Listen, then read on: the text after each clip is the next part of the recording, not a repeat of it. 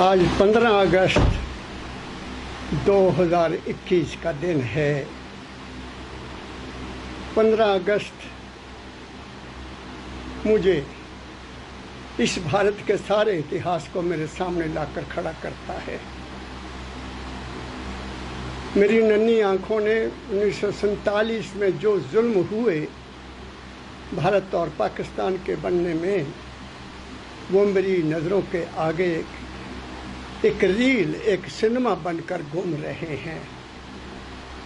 उन महान देशभक्तों, उन महान देश पर कुर्बान होने वाले नौजवानों, उन महान हमारे जो सैनिक 1857 से लेकर भारत की आज़ादी के लिए संघर्ष कर रहे थे, जिनकी कमान लक्ष्मीबाई झांसी की रानी ने अपने हाथ में ली थी, वो सारा इतिहास मेरे सामने है।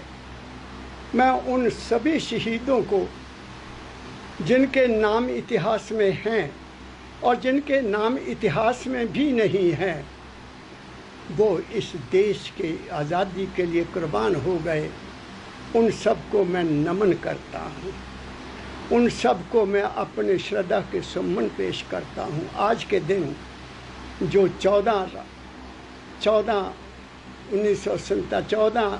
अगस्त 1947 के रात के 12 बजे हमारे आदरणीय, हमारे स्वर्गीय महान देशभक्त पंडित जवाहरलाल नेहरू जी ने अंग्रेज़ों का यूनियन जैक उतार कर भारत का तिरंगा लहराया था, जो समृद्धि, खुशहाली, प्रेम और भाईचारे का प्रतीक है।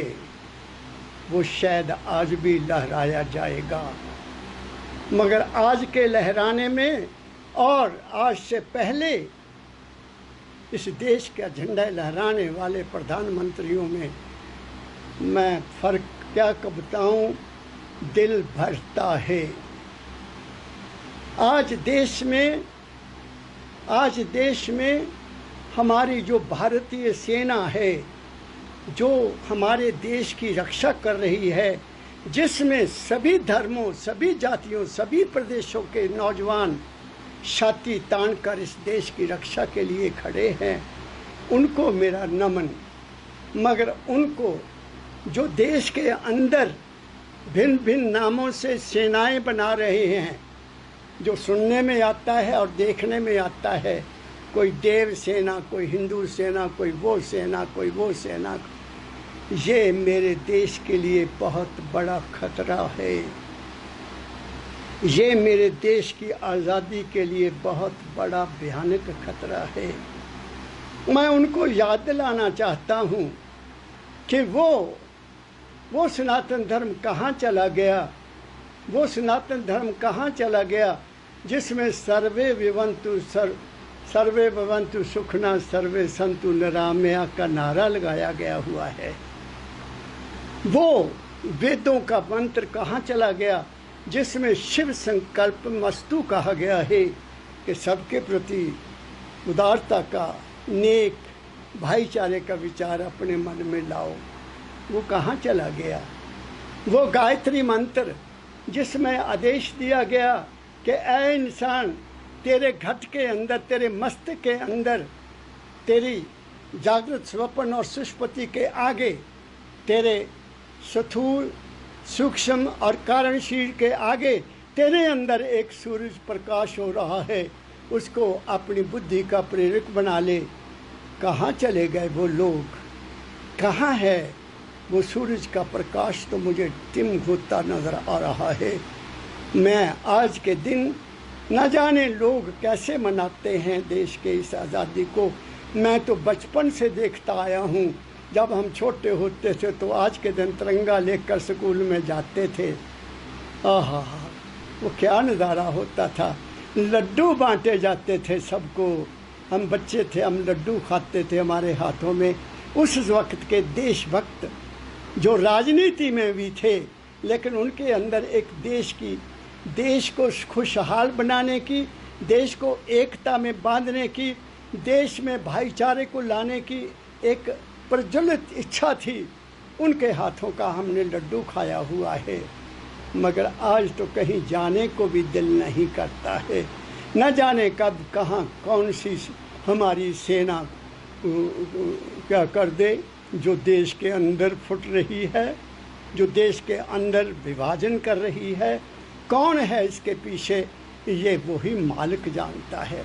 इन चीज़ों को देखकर दिल में दुख होता है, लेकिन मैं क्या करूं।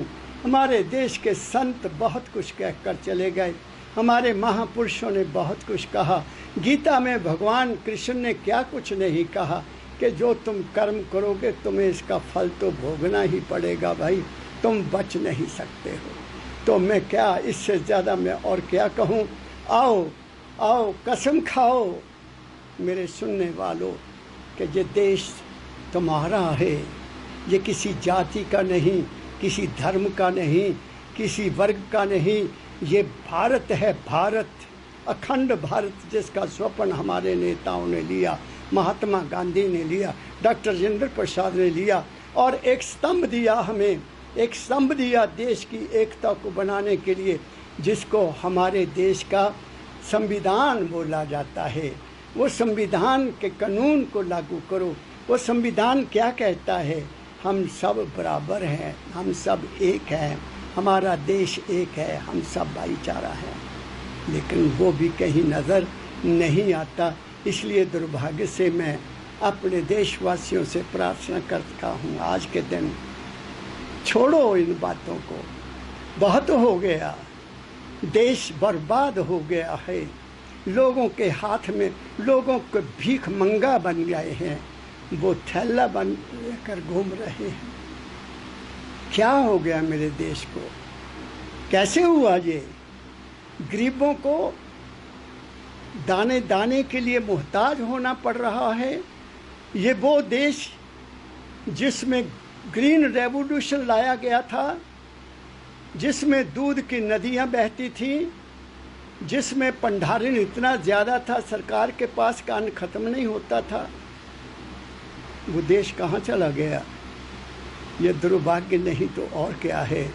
मैं उस मालिक के आगे प्रार्थना करता हूँ, ऐ मालिक सद्बुद्धि दे, हमको सद्बुद्धि दे। सद्बुद्धि के साथ साथ तुम देख लो फिर क्या हो रहा है। ये क्यों हो रहे हैं? बादल क्यों फट रहे हैं? ये पहाड़ जो सदियों से खड़े हैं वो क्यों गिर रहे हैं?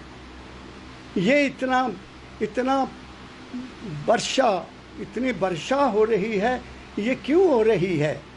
ये कोरोना का तीसरा पहर फिर क्यों आया है? ये क्यों आ रही है? ये कुदरत का संकेत है कि ऐ इंसान तू इंसान बन जा। देखा नहीं लोगों को सड़कों पर मरते हुए?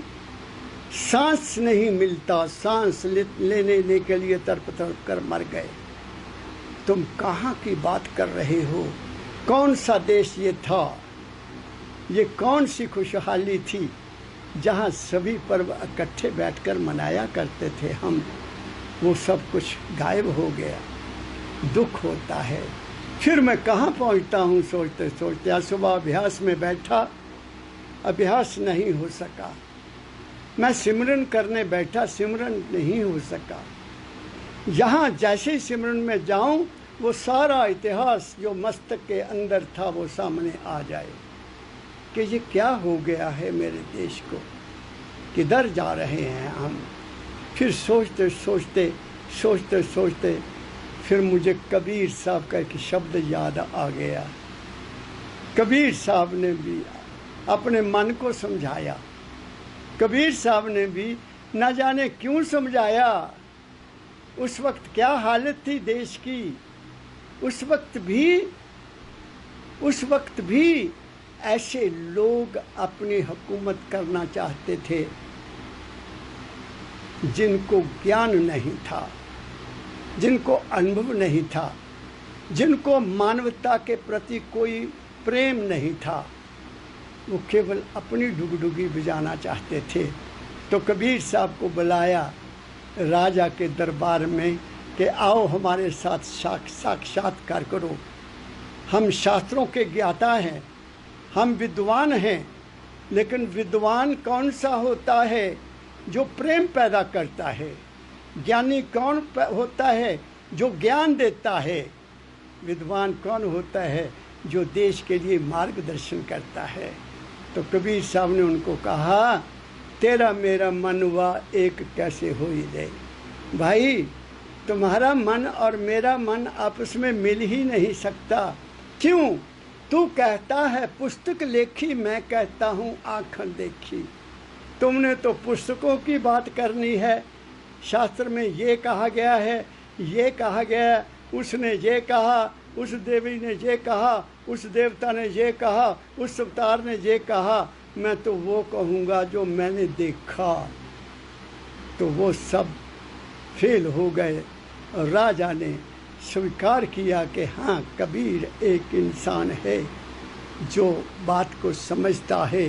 ये बाकी सब पाखंड है और कुछ भी नहीं है। तो वो कौन सा शब्द है जो मुझे याद आया, वो मैं भी आपको सुना देता हूँ। आज के दिन मन में ख्याल तो बहुत थे कि मैं कुछ और अध्यात्म के बारे में आपसे बात करूँगा, मगर अध्यात्म भी तभी होगा भाई, मन में शांति नहीं तो अध्यात्म कैसे होगा। पेट में रोटी नहीं, ये पता नहीं मेरे हाथ की रोटी कौन छीन ले। मुझे पता नहीं कि मैं बाज़ार गया और वापस आऊँगा कि नहीं। तो अध्यात्म कैसे रहे? क्या कहा मैंने। जब ये हालत हो तो अध्यात्म नहीं। फिर मन को शांति देने के लिए, अपने आप को ठहराव में लाने के लिए, बस ये कबीर साहब का शब्द मुझे याद आया, जो मैं आपको आज सुनाना चाहता हूँ। उम्मीद है आप मेरी बातों से सहमत होंगे, मेरे दर्द को महसूस करते होंगे। आओ हम मिलकर आज एक कसम खाएं कि हम भारतीय हैं। पहले हम भारतीय हैं। घर में हम कुछ भी हों, मंदिर में हम कुछ भी हों, गुरुद्वारे में हम कुछ भी हों, लेकिन जब देश का सवाल है तो फिर हम भारतीय बनेंगे, तो ही हम इस देश की रक्षा कर सकते हैं। वरना सुना है मैंने, मेरा देश तो बांग्लादेश से भी बहुत पीछे चला गया है, जिसको भारत ने बनाया, जिसकी बुनियाद हमारी स्वर्गीय इंदिरा गांधी ने रखी, वो भी हमारे से आगे निकल गया। हम इतने बहुत पिछड़ गए हैं। क्यों पिछड़े हैं? क्या कारण है? सोचो, कौन जिम्मेवार है? सोचो। जिम्मेदार की क्या हालत है, जिसका अनुमान तुम लोग नहीं लगा सकते। एसी में रहने वालों, बड़े बड़े महलों में रहने वालों, आप उस अन्नदाता जो तुम्हारे स्टॉक भरता है दालों से, तलनों से, अन्न से, गन्ने से, जो सब कुछ पैदा करके देता है, उसके प्रति कुछ आज विचार कर लो। अगर वो हैं तो देश है। वो ही हमें सैनिक देते हैं। उन्हीं के सहारे ये फैक्ट्रियाँ चल रही हैं, उन्हीं के सहारे बड़े बड़े इंडस्ट्री चल रहे हैं। अगर वो ना रहे तो हम क्या करेंगे? मेरे इस विचार को सोचो ज़रा। मैं कोई राजनीतिज्ञ नहीं हूँ, मेरा राजनीति से कुछ लेना देना नहीं है, मगर मैं इंसान का रूप जरूर रखता हूँ। इंसानियत का झंडा मेरे सतगुरु बाबा फकीर ने लहराया हुआ है। हम सब मानव हैं। बाकी मरने के बाद तुम क्या होगे मुझे बता दो, और जीवन से पहले तुम क्या थे? ये शरीर धारण करने से पहले तुम क्या थे? क्या तुम्हारी जाति थी? क्या तुम्हारा धर्म था? कुछ भी नहीं था। तुम केवल चैतन्य के बुलबुले हो, और वो बुलबुला माल के कुल की अंश है। उसको बर्बाद मत करो। उसका ख्याल रखो, वरना हर चीज़ का हिसाब होगा। ये शास्त्र कहते हैं। धर्मराज भी है, जमराज भी है, नरक भी है, स्वर्ग भी है। वो किन के लिए? ऐसे लोगों के लिए जो देश में भाईचारे को ख़त्म करते हैं, जो देश में नफ़रत का बीज बोते हैं, जिनको इंसानियत की खुद कदर नहीं है, जो खुद नहीं जानते कि मैं कौन हूँ। वो अज्ञानता में किसी के इशारे पर ऐसे कर्म करते हैं। किसी ने तुम्हारा साथ नहीं देना है। कर्म जो जो करेगा अंत में भोगना पड़ना। इसी ख्याल को लेकर मैं शांत हो जाता हूँ। कर्म प्रधान विश्व का राखा, जो जस की ना तैसो फल चाखा। तुम खुद सोच लो फिर क्या होगा। तो ज़्यादा नहीं इस पर मैं बोलूँगा। राजनीति बहुत बुरी तरह से नीचे आ गई है। आओ इसमें सुधार करें, आओ इसमें परिवर्तन करें, आओ अपने विचारों को थोड़ा सीधा कर लें। अपने अंदर झांक कर देखो तुम क्या कर रहे हो, क्यों कर रहे हो, किस लिए कर रहे हो। 4 दिन की ज़िंदगी है, इसमें ज़रा प्रेम से जीने का रास्ता ले लो। और ये कबीर साहब की बात को सुन लो, वो क्या कहते हैं। वो भी डिस्टर्ब हुए उस समय के हालात को देखकर, और मैं भी डिस्टर्ब हुआ। और तभी ये याद आया, अरे मन धीरज काहे ना धरे। कबीर साहब कहते हैं, हे मन तू धीरज धर रे। जो हो रहा है ये क्यों हो रहा है, कैसे हो रहा है, किस लिए हो रहा है, तू इसकी चिंता छोड़ दे। मुझे नहीं पता कबीर साहब ने क्यों लिखा ये, मैं अपने ख्याल से ये बात कर रहा हूँ कि उन्होंने अपने मन को समझाया, अरे मन धीरज काहे ना धरे।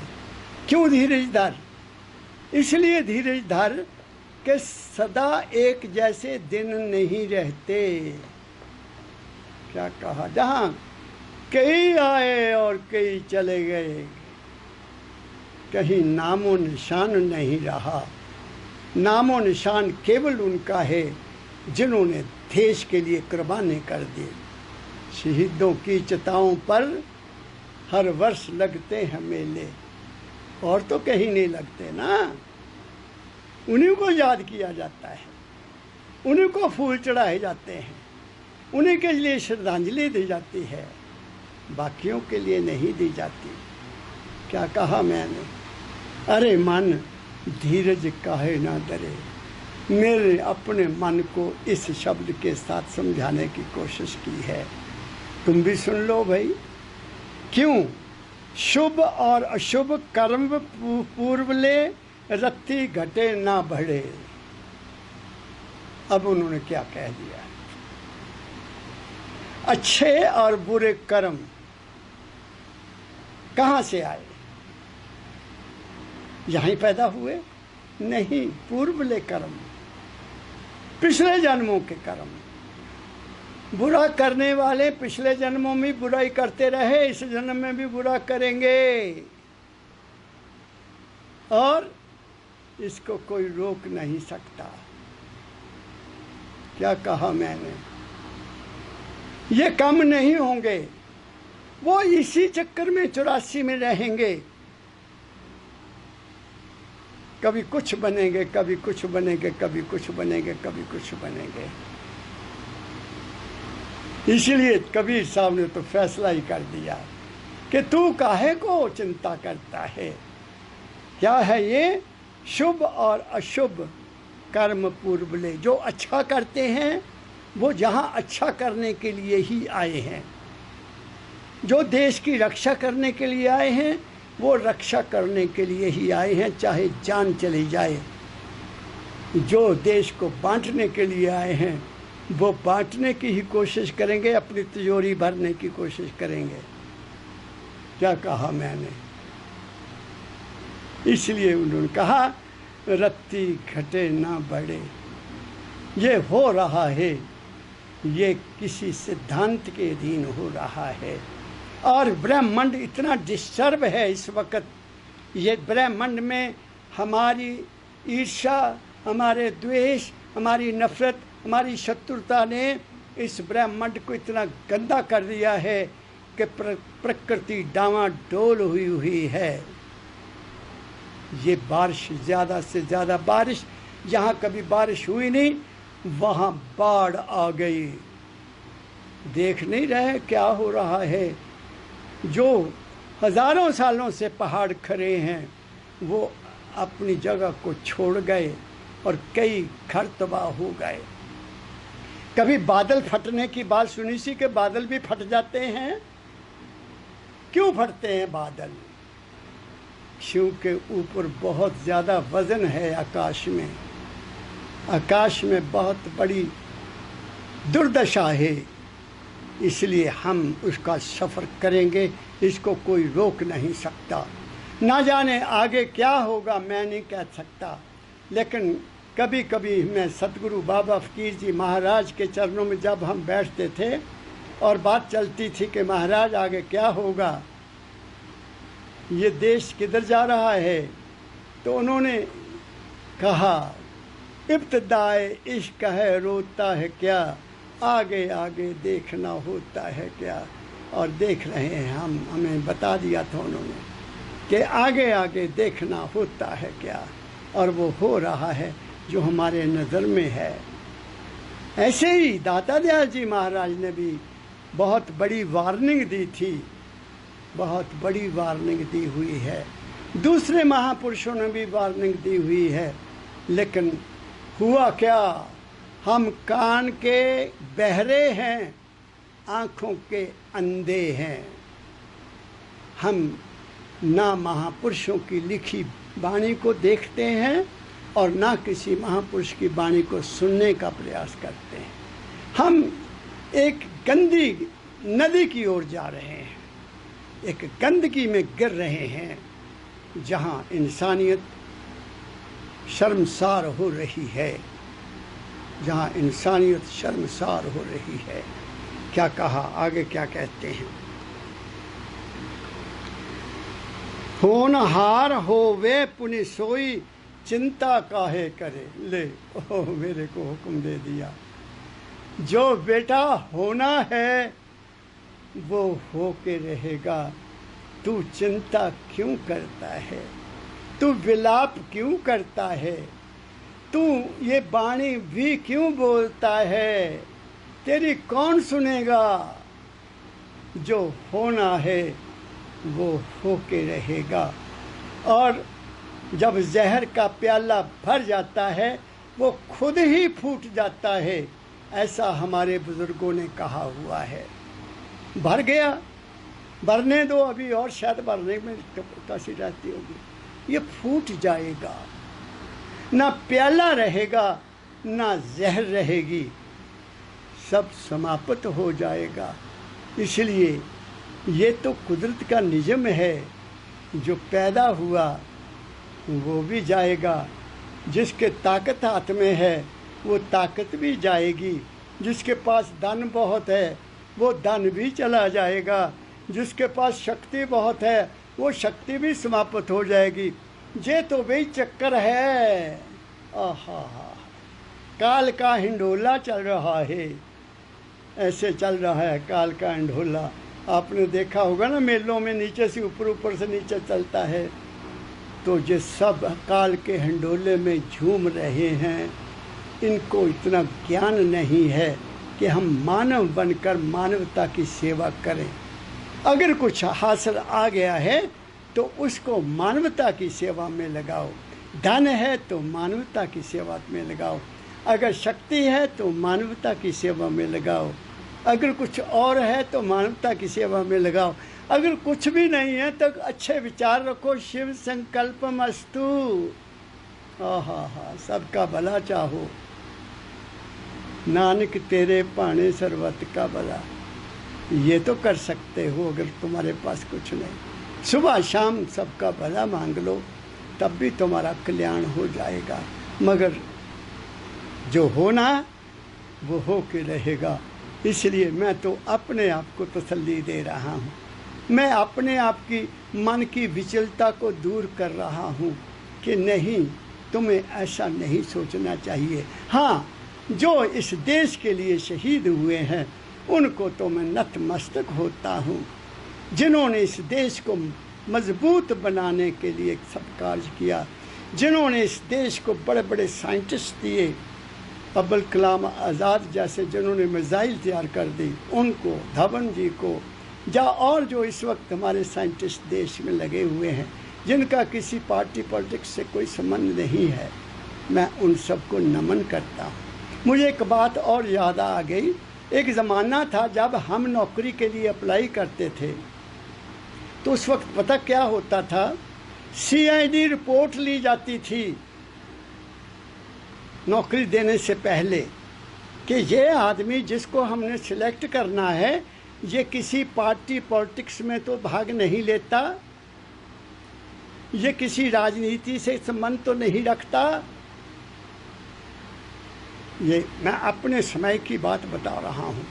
जब पुलिस रिपोर्ट दे देती थी कि नहीं, इसका किसी पार्टी पॉलिटिक्स से संबंध नहीं है, तो नौकरी मिलती थी। और आज क्या है, आज नौकरी केवल उसको मिलती है जिसके मुट्ठी में पावर है, जिसकी मुट्ठी के पीछे पार्टी पॉलिटिक्स है।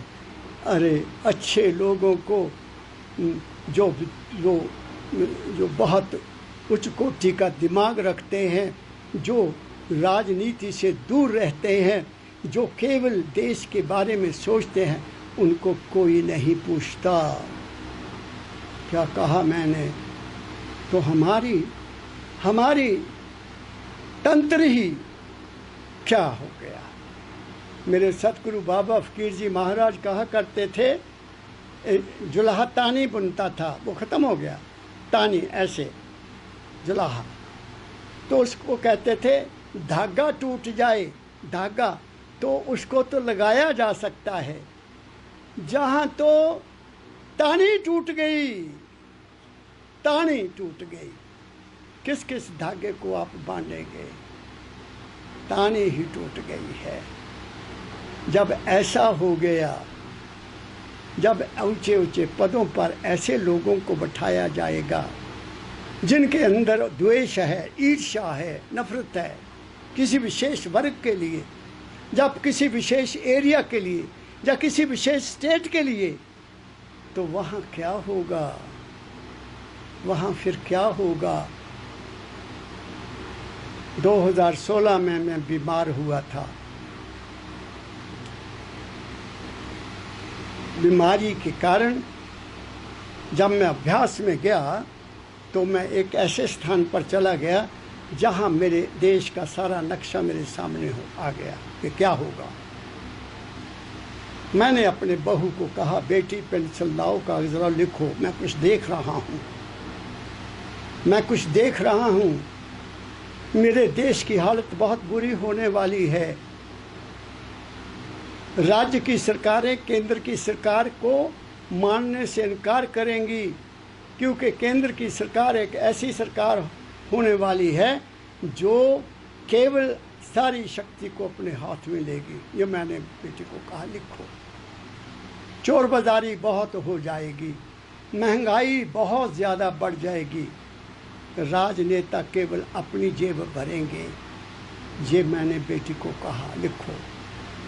जब मैं बिल्कुल स्वस्थ हो गया तो मैंने अपनी बहू को कहा, पुत्र वो कागज़ ला जो मैंने तुम्हें लिखाया था। कहती, डैडी जी मैं डरते डरते लिखा कुछ नहीं, आपने ये कहा था और वही हो रहा है। आगे आगे देखना होता है क्या। होशियार हो जाओ, होशियार हो जाओ, नहीं तो ये फिर सोच लो, ये जो कबीर साहब कहते हैं, इससे मुझे शांति मिले। मैं मजबूर हूँ कुछ कहने के लिए, मैं क्या करूँ? मेरा देश है, इस देश की मिट्टी से मैं बना हूँ, इस देश की मिट्टी से पैदा हुआ भोजन मैं खाता हूँ। इसकी गोद से निकला हुआ मैं पानी पीता हूँ, उन किसानों से पैदा किया हुआ भोजन और सब्जी खाता हूँ। मैं कैसे कृतज्ञ हो सकता हूँ? I am not unthankful man. मैं देश के प्रति, देश के धर्म के प्रति, देश के लोगों के प्रति, देशभक्ति के प्रति बहुत सजग हूँ, वहाँ सजग हूँ और मन की ताकत से इसका भला चाहता हूँ और मैं कुछ कर नहीं सकता, मेरे बस में कुछ नहीं है। आगे क्या कहते हैं?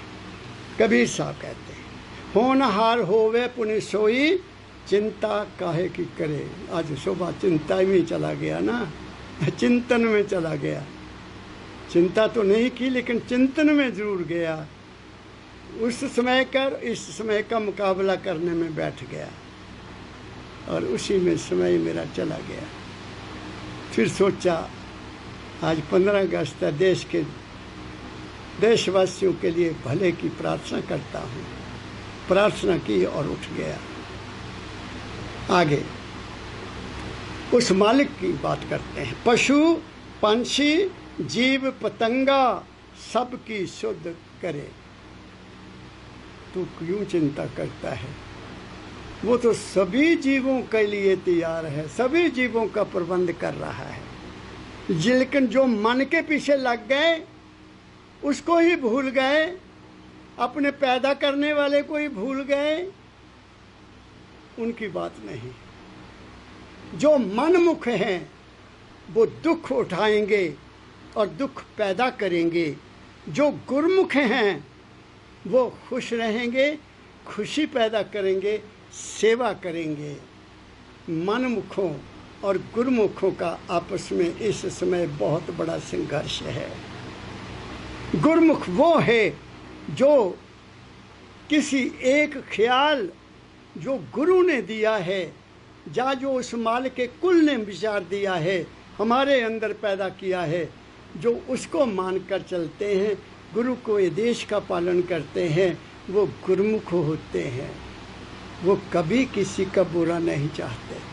वो सबके लिए लंगर लगाते हैं, वो सबको एक बाणी सुनाते हैं।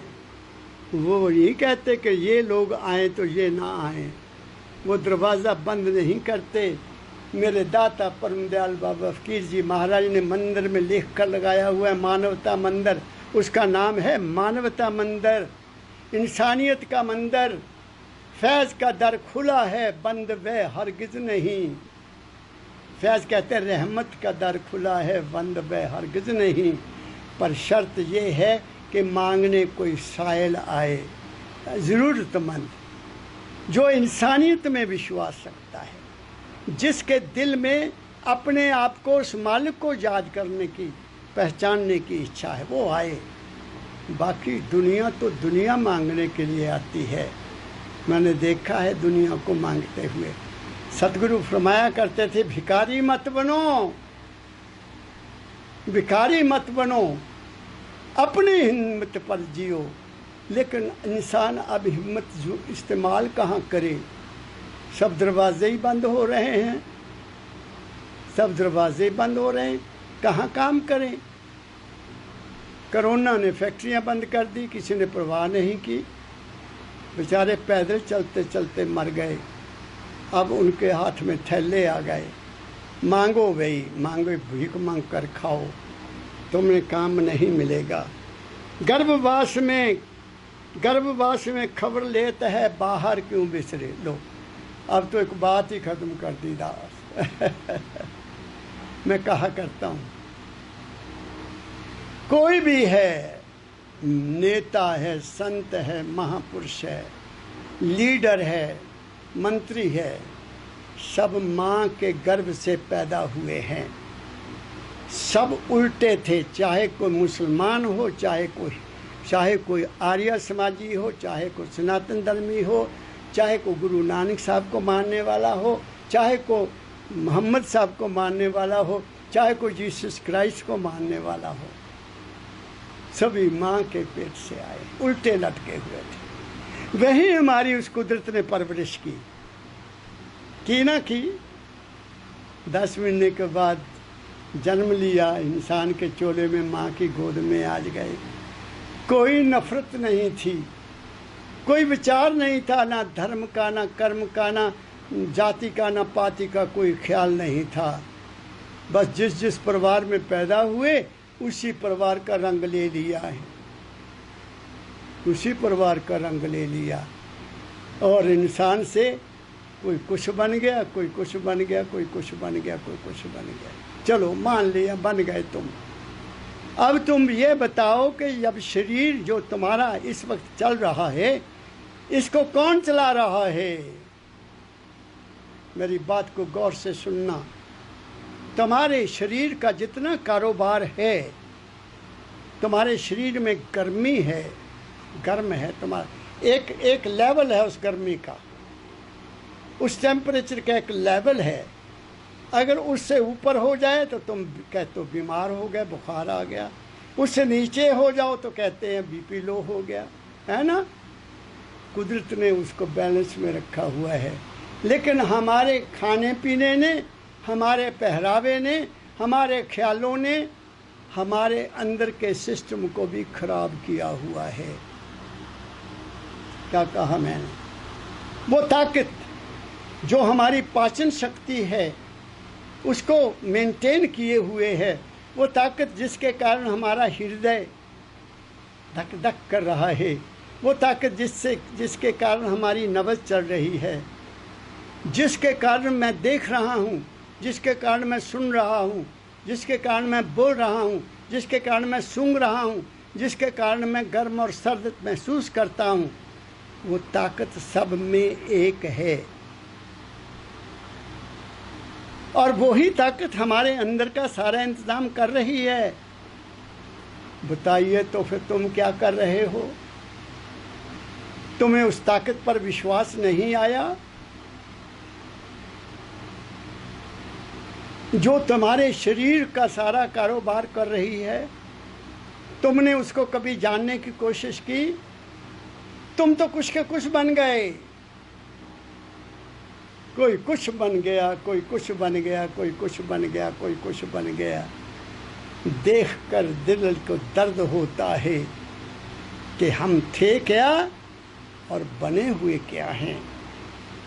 खाक की मुट्ठी हैं हम और कुछ भी नहीं है।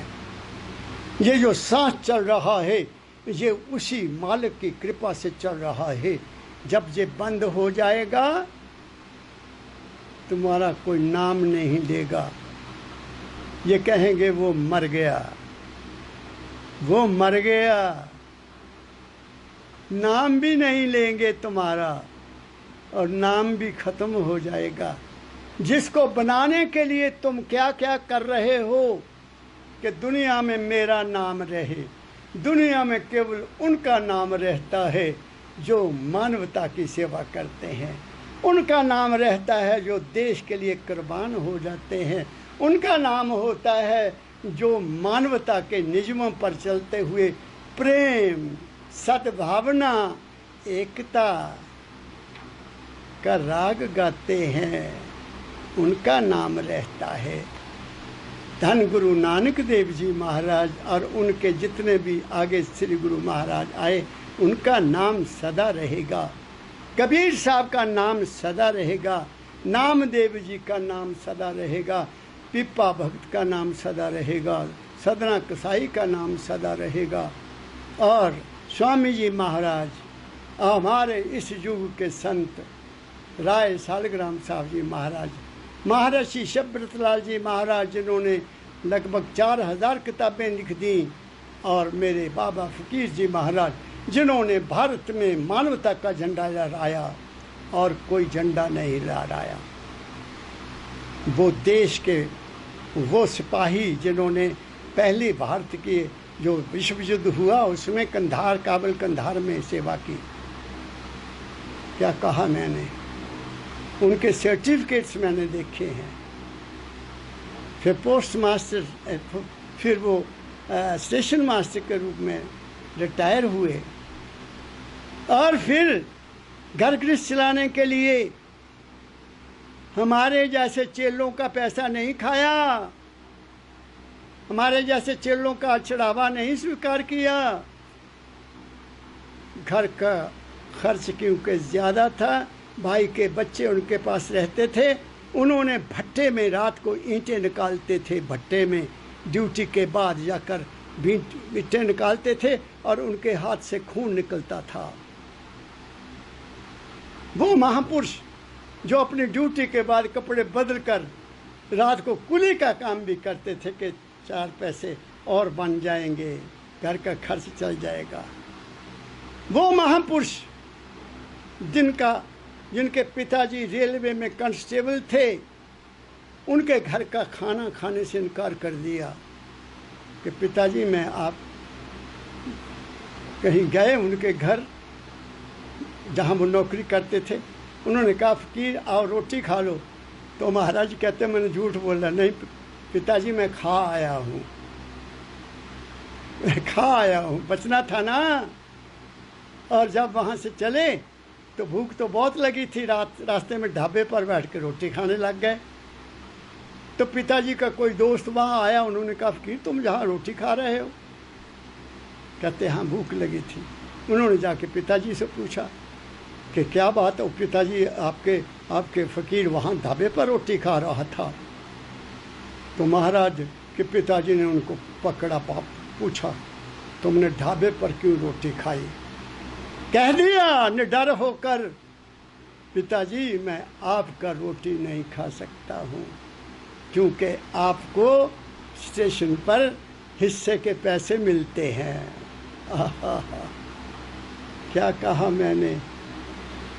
हम ऐसे महापुरुष के श्री चरणों में बैठे हैं भाइयों, मेरे सुनने वालों। और आज लूट पड़ी है, लूट लो। धार्मिक स्थान में भी, राजनीति में भी मुकाबला हो रहा है। क्या करना बड़े बड़े डेरों को? एक इंसान का जीवन बन जाए तो वो ही बहुत है। हजारों की संख्या में किस किस का तुम जीवन बना सकते हो? मुझे न जाने कहां कहां से फोन आते हैं, किन किन से महापुरुषों से, मैं नाम नहीं लूंगा। बेचैन है, शांति नहीं। क्या बॉम्बे, क्या दोहा कतर, क्या ऑस्ट्रेलिया, क्या इंग्लैंड, क्या अमेरिका, क्या कनाडा, टेलीफोन आते हैं। मैं कहता हूँ मैं तुम्हारा सेवक हूँ बेटा, मैं गुरु नहीं हूँ, मैं कोई महात्मा नहीं हूँ। मैं तो गुरुओं के जो शिष्य हैं उनका सेवक हूँ। पूछो जो सवाल पूछना है, उसका जवाब देता हूँ। और हमेशा कहता हूँ ये समय है, मुझे आप याद करो, मैं हाजिर हूँगा। क्या कहा मैंने और क्या कर सकता हूँ मैं? नौजवानों को ठीक रास्ते पर लाने का प्रयास करता हूँ। उनको कहता हूँ बच जाओ, आग लगी है चारों तरफ इस देश को। उस आग से बचने के लिए अपने आप को संभालो। मत जाओ बाहर, मत जाओ किसी संगठन में। कहाँ क्या हो जाए तुम्हें कुछ पता नहीं है। पढ़ते हो पढ़ो, नेता बनने की जरूरत नहीं है, इंसान बन जाओ, सब कुछ मिलेगा। क्या कहता हूँ, गर्भवास में खबर लेता है बाहर क्यों बिसरे। अब मैंने कह दिया, उस पर विश्वास रखो। जो कर्म तुम्हें मिला है वो करो, ईमानदारी से करो। उस कर्म के पीछे नियत रखो कि किसी का भला हो जाए, बस। अगर नियत ठीक नहीं है तो तुम्हारा कर्म ठीक नहीं है, तुम्हारा कर्म तुम्हें ले डूबेगा। मैंने डूबते हुए को देखा है, इन आँखों ने देखा है, इसलिए बहुत चौकन्ना हो गया हूँ और वार्निंग देता हूँ, होका देता हूँ। क्या होका देता हूँ? गर्भवास में खबर लेते हैं बाहर क्यों बिछड़े। अरे उसको तो याद कर लो, जहाँ से तुम आए हो, और यहाँ वापस जाना है। कब जाना है तुम्हें नहीं पता है, कैसे जाओगे ये भी तुम्हें नहीं पता है, ये उसी को पता है।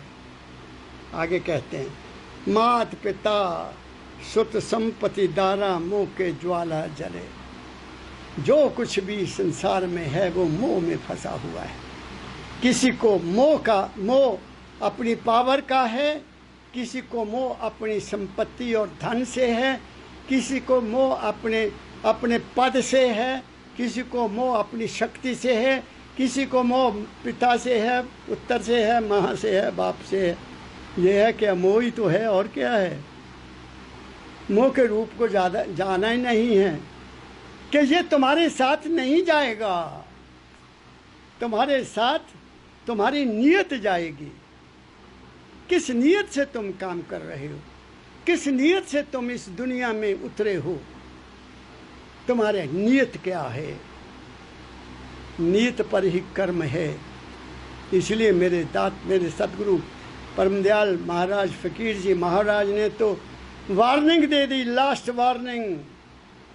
ऐ इंसान, तू राम नाम जप चाहे ना जप, अपनी नीयत और अपने कर्म पर अपना ध्यान रख, वो तुम्हें पार करेगा। और यहाँ हम उस राम नाम के पीछे लड़ रहे हैं और हमें पता ही नहीं वो राम क्या है, वो राम कौन सा है जो हमें पार करेगा। क्या कहा मैंने?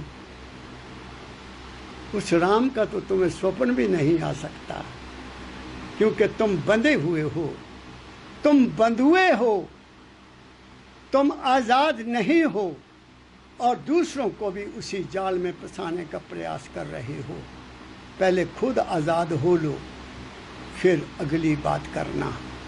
आगे क्या कहता हूँ, मन अब आगे समझाते हैं कबीर साहब जी महाराज, मुझे समझाते हैं, मुझे नहीं पता आपको समझोगे कि नहीं।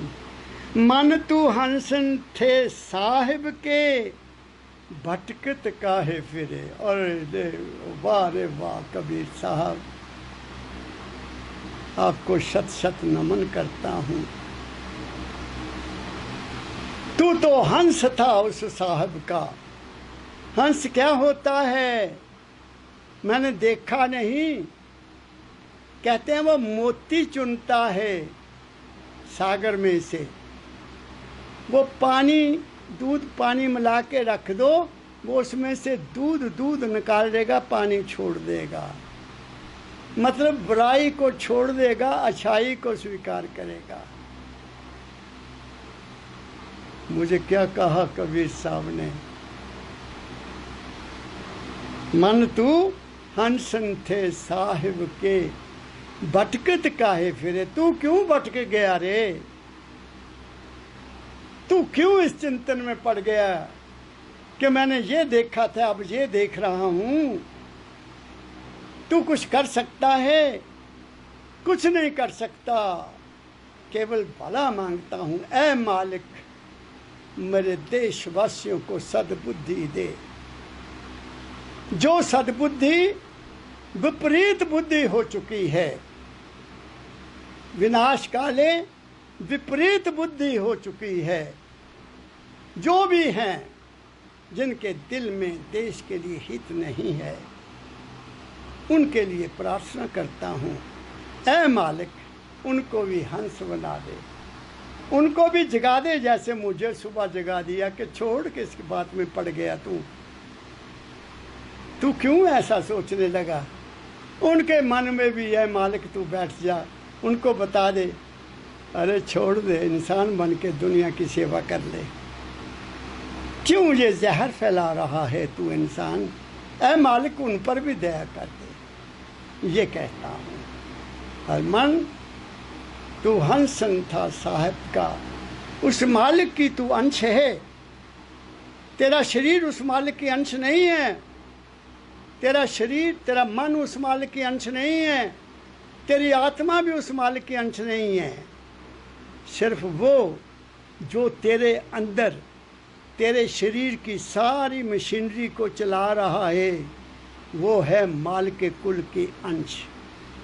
उसकी कोई जात नहीं है, उसका कोई धर्म नहीं है, उसका कोई राज नहीं है, वो सर्वव्यापक ताकत की एक अंश है। तू उसको ही डुबो दिया रे, उसको पहचान।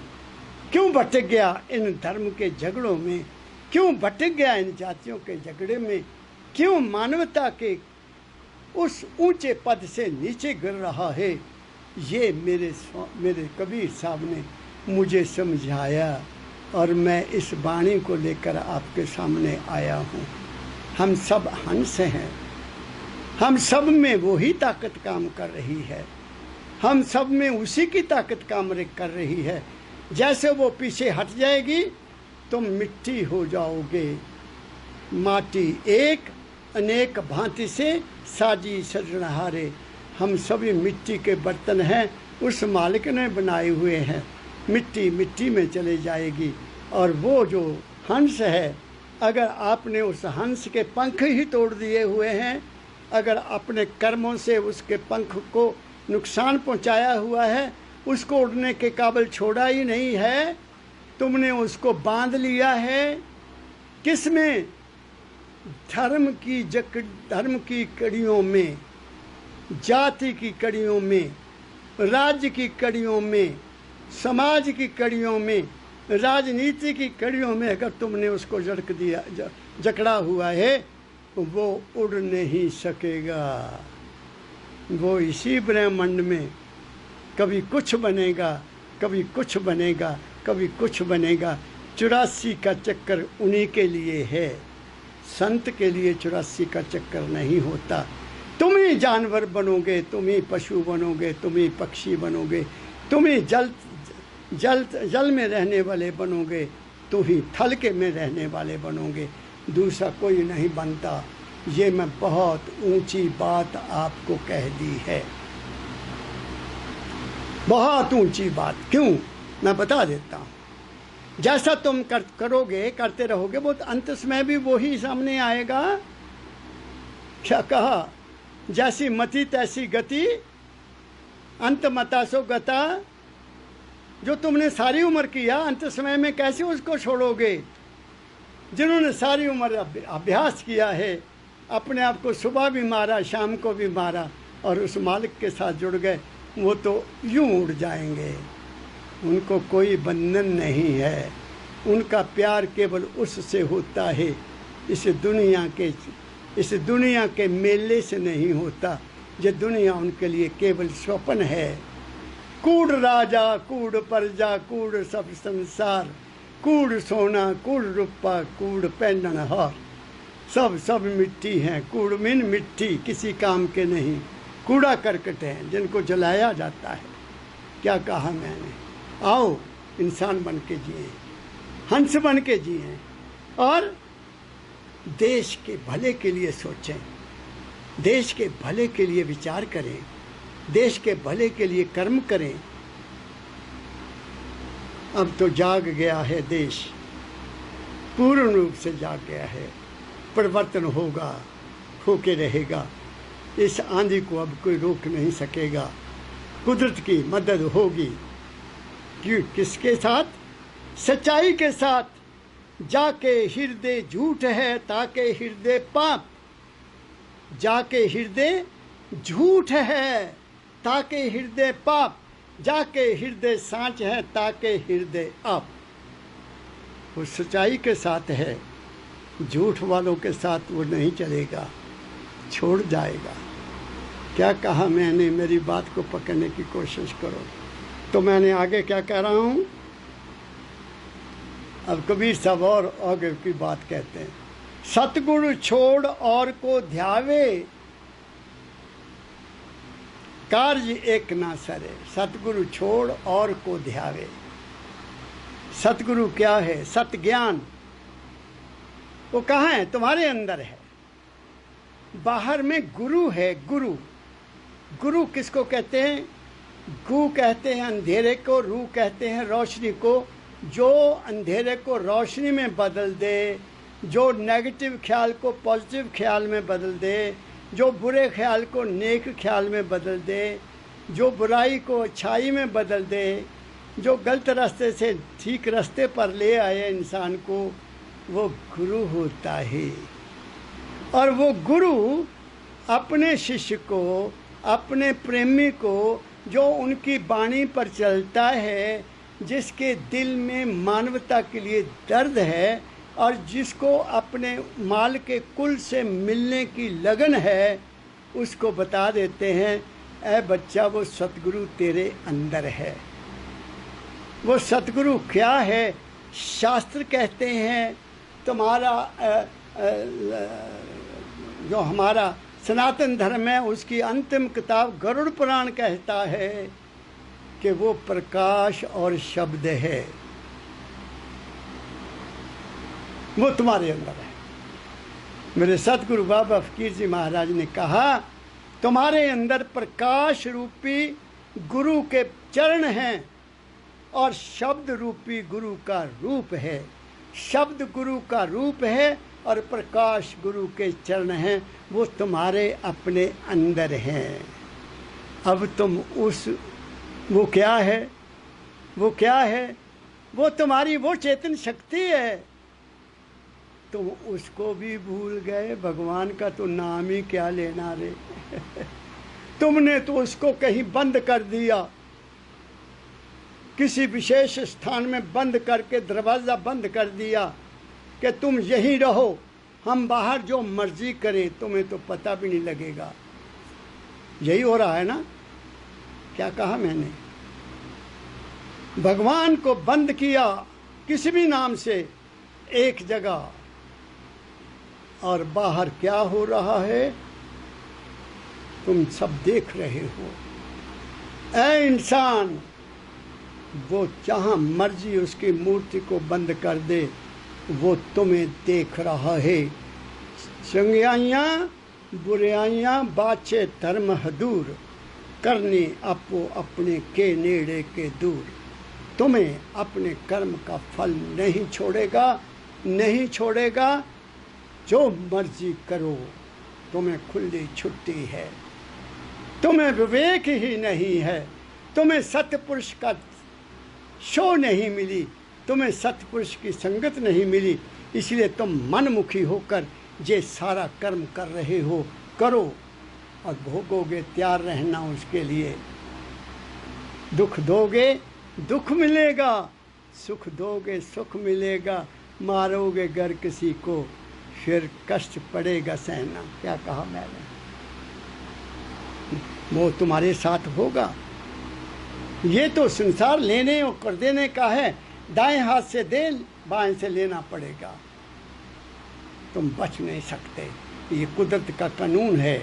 सभी धर्मशास्त्र यही कहते हैं, फिर भी तुम नहीं मानते, तो फिर किधर जाओगे? आप खुद अनुमान लगा लो तुम कहाँ जा रहे हो। अब क्या कहते हैं आखिर में? साधुन सेवा कर मन मेरे, साधुन सेवा कर मन मेरे, कोटन व्याध करे। अरे मन तू और कुछ न कर, किसी महापुरुष की सेवा कर ले, मानवता की सेवा कर ले, इंसान को उसका रूप समझ के उसकी सेवा कर ले। तुम सबकी सेवा तो कर नहीं सकते। मेरे सतगुरु बाबा फकीर जी महाराज ने कहा, तुम्हें कुदरत ने जिनको तुम्हारे साथ कुदरत ने लगाया है, उनकी सेवा कर लो, उनमें भी वही है। तुम्हारे माता पिता हैं, तुम उनको तो घर से बाहर निकाल रहे हो और मंदिर में घंटी बजा रहे हो। कहाँ के तुम मान इंसान हो?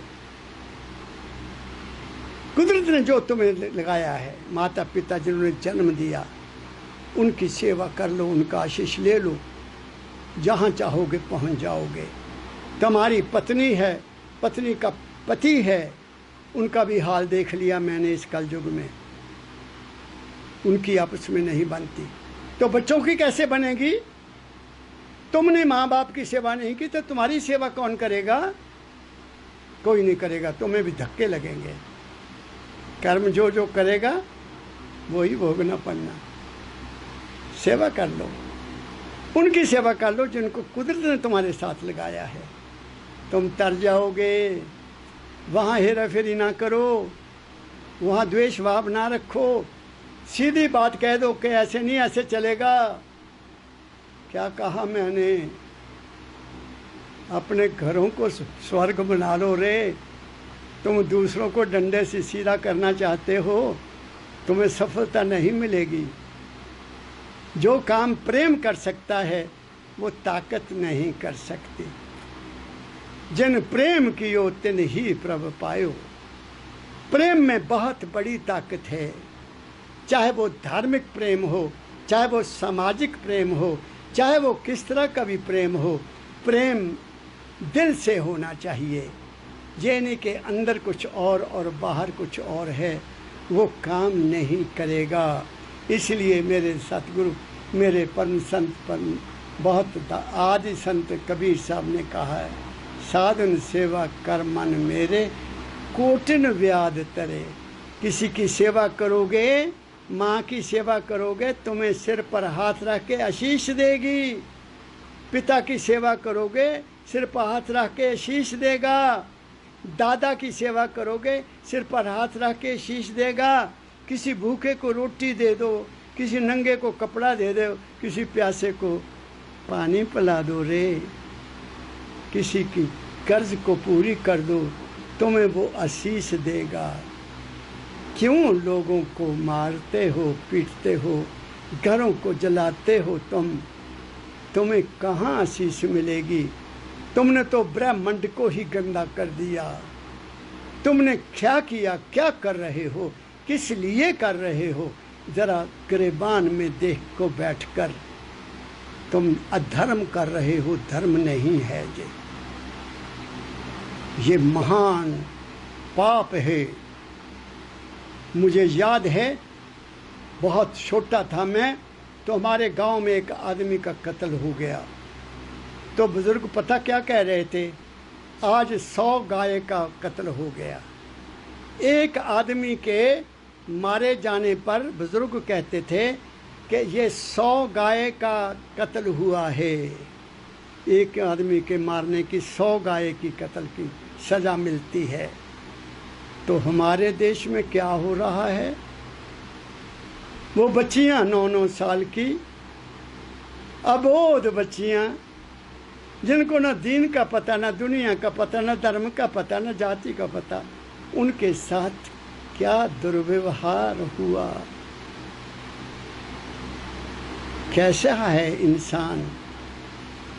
ये कैसा इंसान है जो माँ बनने वाली है बेटी, जिसने माँ बनना है, जो बहन है किसी की, जो पत्नी बननी है किसकी, उसको पहले ही दरिंदों ने नोच नोच कर ख़त्म कर दिया।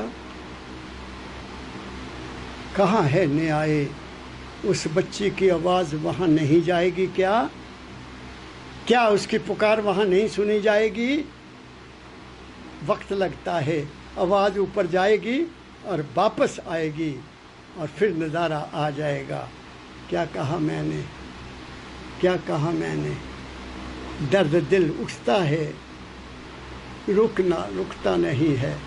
ज्ञान रखते हुए भी नहीं रुकता कि एक वार्निंग दे दो, बोल दो, कह दो दुनिया वालों संभल जाओ, ऐसा जुल्म ना करो किसी के ऊपर, बेसहारा के ऊपर जुल्म, अबोध बच्चों पर जुल्म, जिसका कोई कसूर नहीं उस पर जुल्म। ये बहुत बड़ा महापाप है।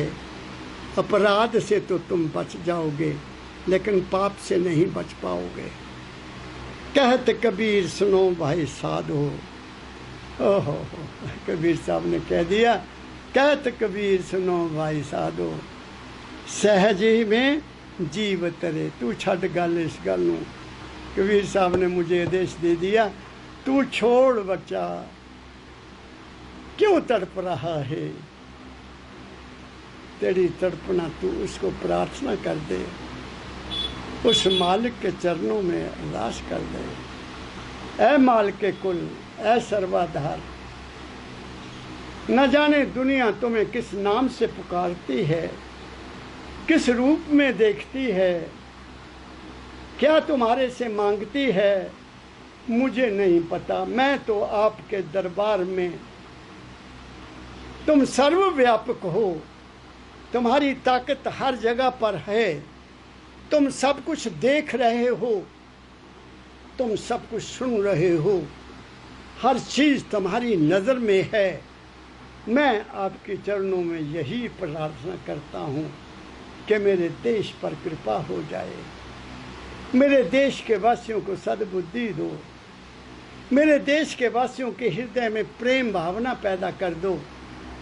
मेरे देश को स्वर्ग बना दो। हम जहाँ इंसान बनकर जिए, हमारे में एक दूसरे के प्रति सद्भावना आ जाए। हम सब मिलकर तिरंगे झंडे को लहराएं और उसके साथ साथ एक दिन मानवता का झंडे को भी लहराएं। यही मेरी प्रार्थना है। मेरे मालिक, तुम्हें मैंने जाना है। तुम सर्वशक्तिमान हो, तुम सर्वव्यापक हो, तुम सर्वज्ञाता हो। तुम्हारे श्री चरणों में मेरा बहुत बहुत आज के दिन नमन। देश पर कुर्बान होने वाले नौजवान शहीदों को नमन और देशवासियों के लिए हार्दिक शुभ भावना करते हुए, प्रेम सत्कार से आप सबका भला चाहते हुए आप सबको मेरा हार्दिक राधा स्वामी, राधा स्वामी, राधा स्वामी। हो सकता है मेरी ज़ुबान से कोई ऐसा शब्द निकला हो जो आपको पसंद ना आया हो, उसके लिए मैं माफ़ी चाहता हूँ। मैं माफ़ी का जाचक हूँ। कृपा करना, मुझे माफ़ करना। इन्हीं शब्दों के साथ पुनः आपका सबका भला चाहते हुए आपसे मैं आज आज्ञा लेता हूँ। राधा स्वामी, राधा स्वामी, राधा स्वामी।